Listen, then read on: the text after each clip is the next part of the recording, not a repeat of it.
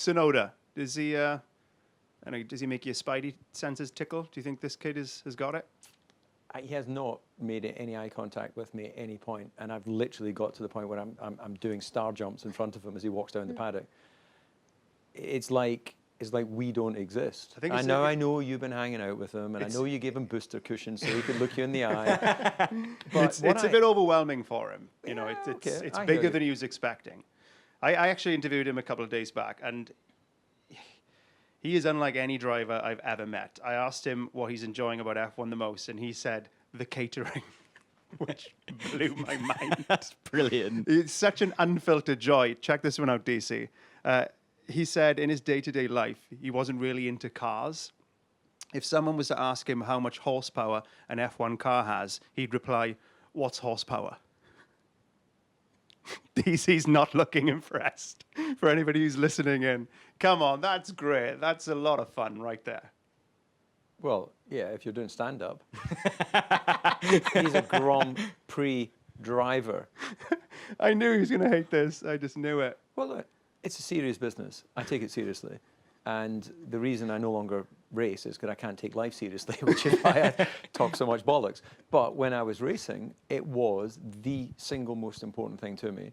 And, you know, I don't get that. I don't get that. I think a lot of the younger guys now that are coming in so young with such a sort of magic carpet ride that they haven't actually had time to take stock of how fortunate they are. Now, I mentioned Max coming into Formula 1 at 17, but, you know, Jos was no sort of, you know, cuddly, kissy daddy bringing him up through. Jos was a hard taskmaster, had him out in horrible conditions on slick tires and all the rest of it, you know, grooming him, you know, to be tough and resilient and to understand that you get one shot and you're going to make the most of it.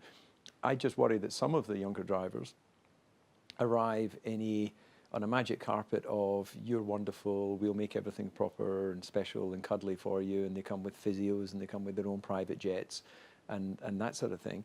You know, whatever happened to sleeping on sofas and the back of vans and helping the mechanics strip and clean your car?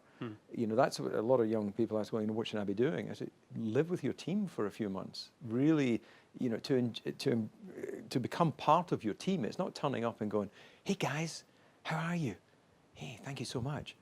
It's living with them. It's being with them. That, you know, I think, and you can say maybe it's an old-fashioned view, but I'm, you know, saying the same thing to our 12-year-old son. You know, you got to understand what it's like to do an all-nighter. And I'm not talking about the party sense. I'm talking about, you know, rebuilding a car when you've crashed it. You spend all night with your guys. That'll focus your mind on not doing it again.